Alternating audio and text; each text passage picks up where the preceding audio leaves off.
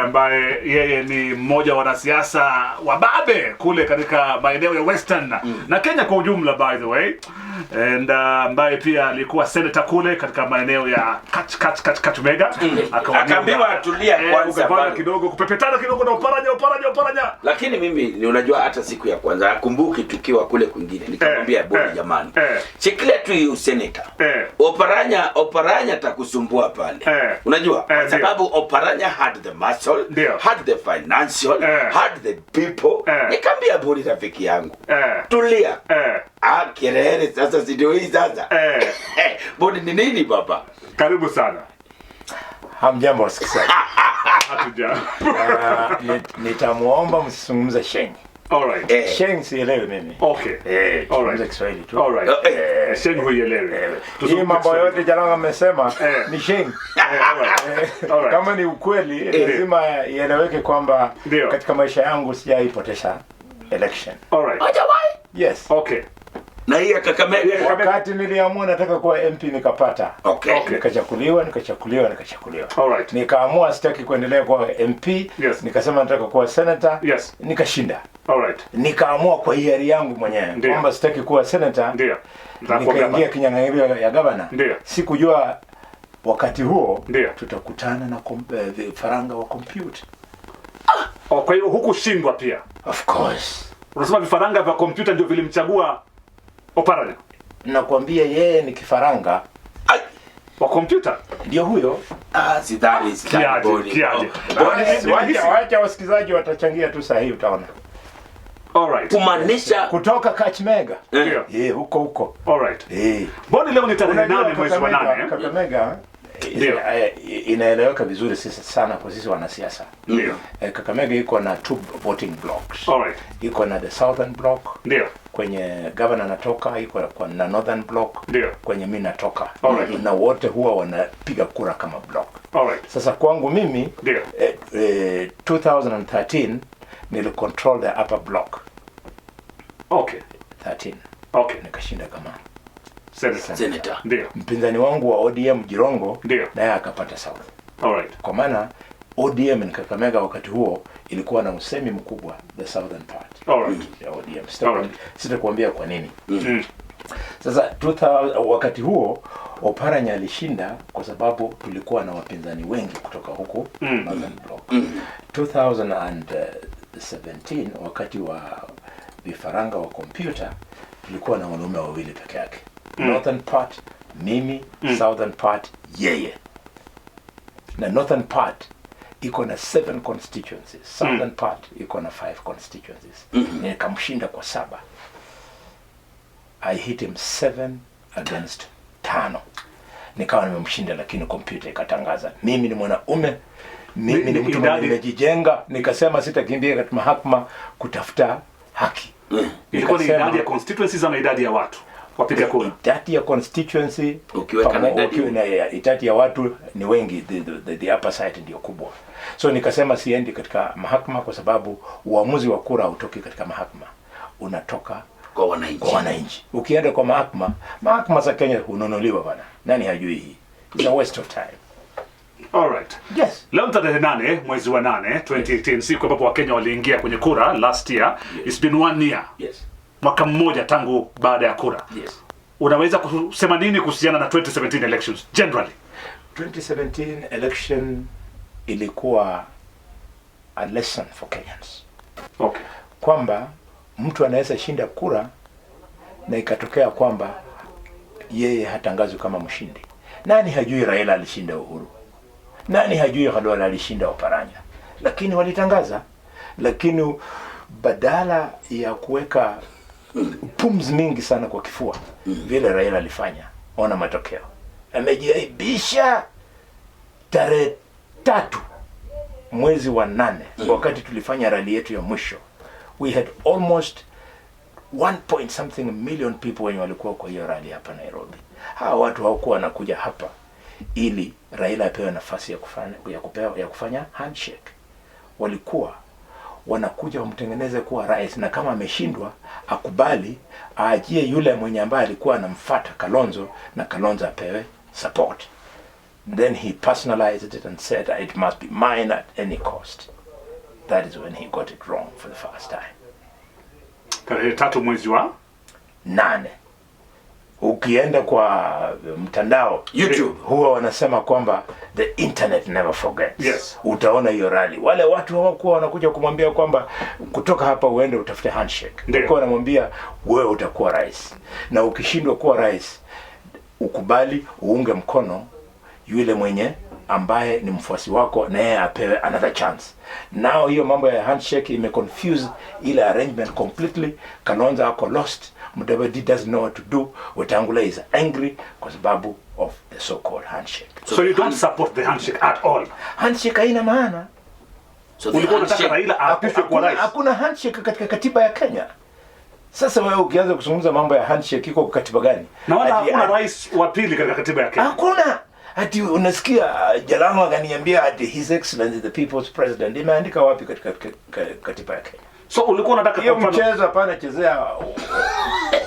chezea wa Kenya. Unapotosha watoto ambao wanasoma mambo ya katiba. And some of them are as young as primary school children. Mheshimiwa Boni Khalwale, ulikuwa unaona kama Raila angechukua uamuzi gani? Uamuzi gani mpaka dakika mwisho? Wakenya wangeendelea kupigana mpaka leo? No. Kielelezo ilikuwa watu kama mimi wenye after kura yetu kuibiwa bila yake iliibiwa. Tulikubali tukajua hii sio mali ya baba yenye unapigana unataka urithi wa familia. Unakubali unajua there will be another day to fight. There was going to be another day ya NASA kuomba kura wananchi na tungeweka Kalonzo Musyoka. Kwa maana was the second in line. Kwa hiyo siku ingekuwa ni siku ya kumtangaza Kalonzo Musyoka kama anayechukua sasa. Na tunasema we are going to meet another day and then we fight for electoral justice. So all right. The handshake was a big betrayal to the over 1.3 people who gathered at Uhuru Park. Exactly. One thing ambayo Raila kama angekuwa waje nikwambie kama ingekuwa kwamba hiyo kitu imeshika na wananchi. Ndio. Unajua Mheshimiwa Raila with due respect anapenda wananchi, anapenda grounds. Wakati alifanya testing after the handshake, mara moja alikimbia Kisumu. Akapata haishiki. Akatoroka. Tangu wakati huo hajaifanya testing nyingine anajua hii kitu haishiki. Ukienda huko na wananchi wanakuangalia wewe na ukicheza adaibuyu. Mheshimiwa Boni, kuna hili swala la electoral injustice ambalo umeliongelea, ambalo unasema kwamba angempisha Kalonzo Musyoka so that you fight in 2022 for example. Yeye mwenyewe anasema kwamba Mheshimiwa Raila Odinga kwamba baadhi ya mambo ambayo yamepelekea handshake ni electoral injustice. Waliongelea hili swala, wakasema lazima yeye na Uhuru Kenyatta kwa pamoja ni mojawapo wa agenda ambazo zilipelekea handshake. You don't think hiyo ni njia nzuri zaidi ya ku deal na hizi issues, ama watu wangoje mpaka 2022 another story happens, routine endelee vile vile? Mkielewa na kubaliana na wewe kwamba hiyo ni mojawapo. Lakini sisi ndio huwa tunazungumza mambo ya watu wadogo. Hapana mambo ya professors. Saa hii mtu mdogo akiangalia mambo ya handshake anasema nini imetokea huko. Anahesabu zile nafasi za kazi zenye zimetangazwa baada ya handshake. Na ukiona hizo nafasi kuna zile ambazo zinakaa ni za upande wa Uhuru na zile za upande wa Raila. Upande ya Uhuru mnazijua. Tukizungumza mambo ya jamii kidogo, kwa upande ya Uhuru sisi kama ambao hatuko upande wa Jubilee na ambao tumetoka katika NASA tunajivunia kwamba kijana yetu Manoa Espiso ametajwa na Uhuru. Yeye ameenda UK kama balozi. Lakini upande ya Raila jameni bwana. Imekuwa mambo ya familia. Imekuwa mambo ya jamii. Ndio unaona? Ndio. Kwa hiyo listi yake tuko na dada yake Dr. Wayne Odinga. Tuko na mtoto ya shangazi Ogego Odinga. Na mwingine Paddy Aenda. Na mwingine Kathleen Openda. Na mwingine Achilo Ayako. Niendelee? Endelea. Hiyo ni ukweli. Hiyo ingekuwa inafurahisha watu kama tungesikia jina ya Mkamba, tujue kwamba Kalonzo amechangia, tusikie jina ya Mduria. Na reshuffle nasikia inakuja, there's a looming reshuffle. Oh, big poster being reshuffle next week nasikia.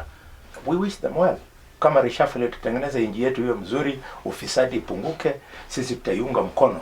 Lakini kama sababu ya reshuffle ni kwa sababu wanataka kuingiza watu wa upinzani, watuambie ni katiba gani wanatumia. Let me ask you, Boni. Kuna katiba ya coalition government ilitolewa na National Accord, the old constitution yenye tulitupa. In the new constitution hakuna coalition government. Kabisa. Watakuwa wanavunja sheria. Hata Omtata akienda kotini, utaona mara moja uamuzi anapewa.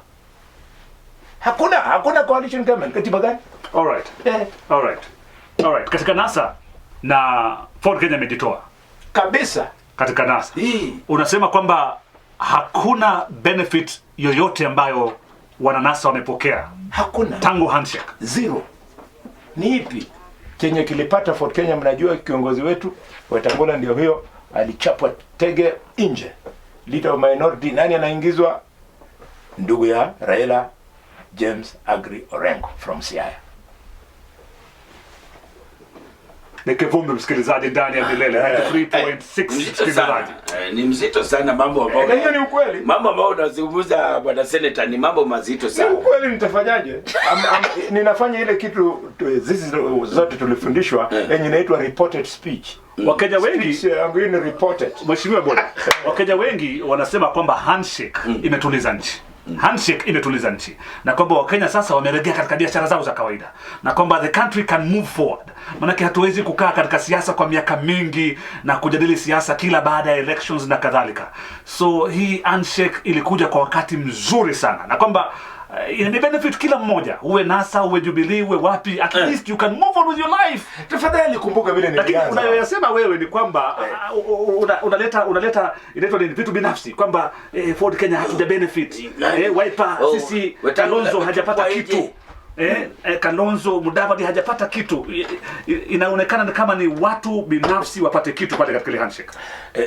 Kumbuka ile nilianza nayo. Nilisema hii sarakasi yote haingekuwako ikiwa after the election Mr. Prime Minister angekubali kushindwa kihalali au sio, vile mimi nilikubali. After that ndio tungesema what is the best way forward. Ile maafa yenye ilikuwako ni kwa sababu alituambia anatupeleka Canaan, na tukasema we are loyal soldiers mpaka tutembee na generali wetu, na ndio tukakula tear gas, na bahati mbaya vijana wetu wakapoteza maisha. Ndio bahati mbaya mwenzetu mwanaharakati Miguna amekatazwa kuja kwao nyumbani. All this was unnecessary. It didn't require a handshake ndio akubali.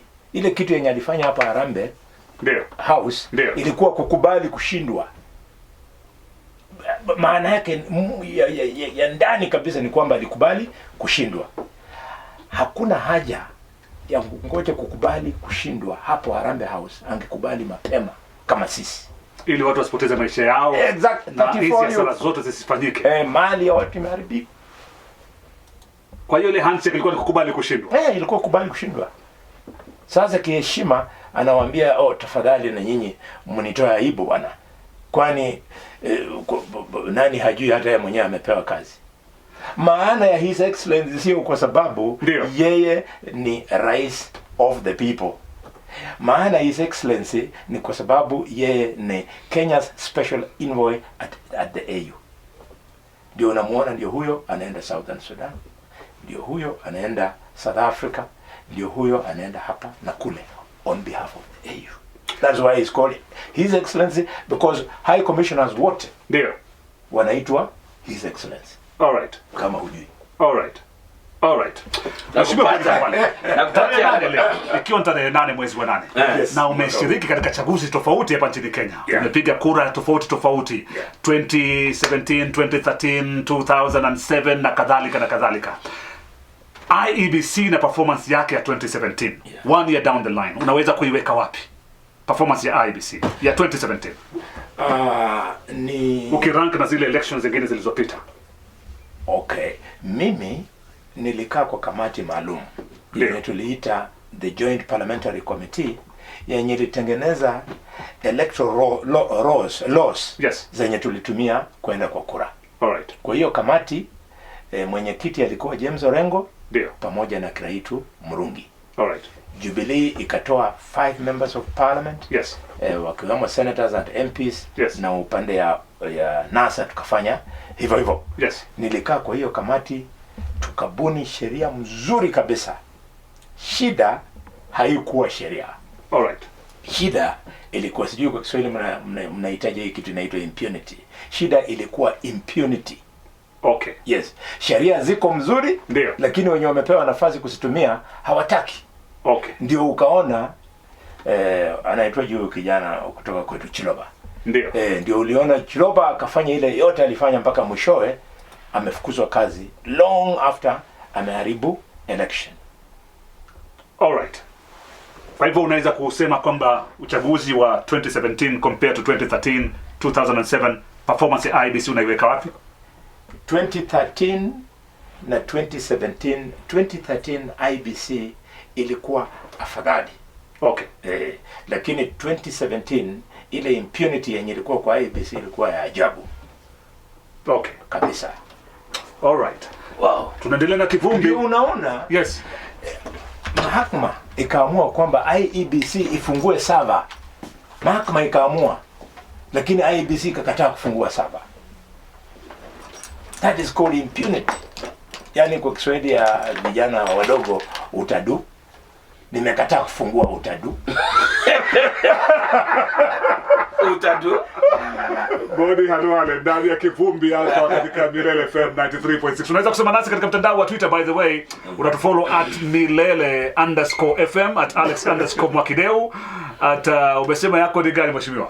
@Kboni Mtetezi. Tena kwa mpigo. Swali la kwanza linakuja pale, anajiita Edwin Kushevitsi, anasema pool fighter. Yes. My senator. Yes. Hii majuzi matamshi yako yamekuwa yakimtaja mtoto wa maskini hasla sana Ruto. Je, una mpango za kumuunga mkono 2022? Umemtaja sana hafla nyingi. Very good. Ni furaha yangu kwamba nimekuwa nikimtaja Ruto. Ndio. Unajua? Ndio. Kenya sio ya watu kutoka jamii moja ama sehemu moja ya nchi ama kutoka familia fulani. Alright. Nilipoanza kusikia, na mimi niko na uzoefu mwingi wa kuunda sheria. Alright. Nilipoanza kusikia kwamba watu wanataka kubadilisha katiba ya Kenya ndio waongeze maafisi zenye wanaweza kaa, nikajua na muda kidogo mbele ya hiyo ndio ikawa kwamba tumeona handshake kati ya watoto wa familia wa Kenyatta mzee na watoto wa Kibaki na watoto wa Moi na watoto wa Jaramogi. Nikajua hii handshake ndio wanataka watengeneze nafasi ndio wagawane nchi. Ndio nikasema kama mchezo ndio huo, basi sasa wacha kura yenye mnataka tuingie kura iwe ya watoto wenye wanatoka kwa hizo mafamilia na sisi wenye tunatoka kule kwingine, tuone nani yako na watu wengi. Ndio nikasema kwa wakati huu ndio hapo juu ndio mtu ambaye ako na sura ya watoto ambao wametoka nowhere ni Ruto. Wakifanya walete mtoto tajiri kama Gideon Moi, na sisi tutafanya tulete mtoto ya maskini. Kwa hiyo unasema kwamba 2022 William Samoei Arap Ruto ndio utakayemshikilia kwa sababu ni mtoto wa maskini. Sijasema hivyo. Umesema vipi? Sikia. Nimesema vipi? Wananchi wamesikiza.